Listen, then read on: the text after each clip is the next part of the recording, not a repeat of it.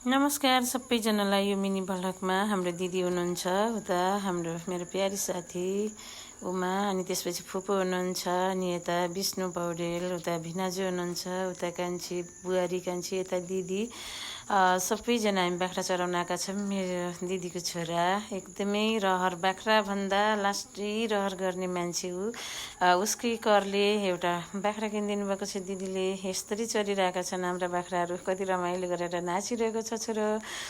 साह्रै रहर गर्छ उसले बाख्रा चराउन, गोठला जान एकदमै मनपर्ने। बाख्रा पाठा भनेपछि लास्टै माया गर्ने, एकदमै धेरै उसले केयर गर्ने बाख्राको भएर। साँझ पख परिरहेको छ, पानी परिरहेको थियो। पानी परेको कारणले गर्दाखेरि हामीले एकदमै ढिलो खोलेका थियौँ। बाख्रा पनि यो रोडको छेउमा छेकिरहेका छौँ। एकदमै मजाले चरिरहेका बाख्रा। अब हामी फर्काउँदैछौँ, घरतर्फ लाग्दैछौँ। यो बाबुले हेर्नुहोस् है, अब कति माया गर्छ आफ्नो बाख्रालाई। उसले घरतर्फ जाँदैछ, उसको ल हेर्नुहोस्, उसले आफ्नो बाख्रा कसरी डोर्याएर दौडेको छ उसले।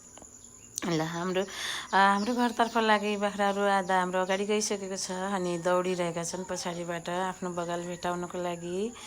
त्यसपछि अब यो मेरो बुवाको घर, यतातिर मेरो बुहारी, भदैनी बुहारी छ, उता नातिनी छ। यो बोका एकदमै दानाको लागि घरभित्र पसेको थियो, अझै हिँड्दैछ। हामी यसरी साँझ ल्याइसकेपछि पनि बाख्राले दाना पानी दिन्छौँ। तपाईँहरूले के गर्नुहुन्छ? र मेरो यो ठुलो, सबैभन्दा ठुलो बाख्रा छ। यो पनि कोहीले लियो भने बिक्री गरिदिने हो। जोडी जोडी पाठा दिन्छ। एकदमै वर्षमा धन्नेभन्दा 3 चोटि ब्याउँछ। छोरी हो, दिदीको छोरी हो। अनि मेरो यो बुहारीले उतातिर बाख्रा खुर्लाउँदैछ। अनि यो मेरो घर। के गर्नु अब, अरूले हेर्दा सानो झुप्रो भए पनि मेरो लागि महल छ। धन्यवाद।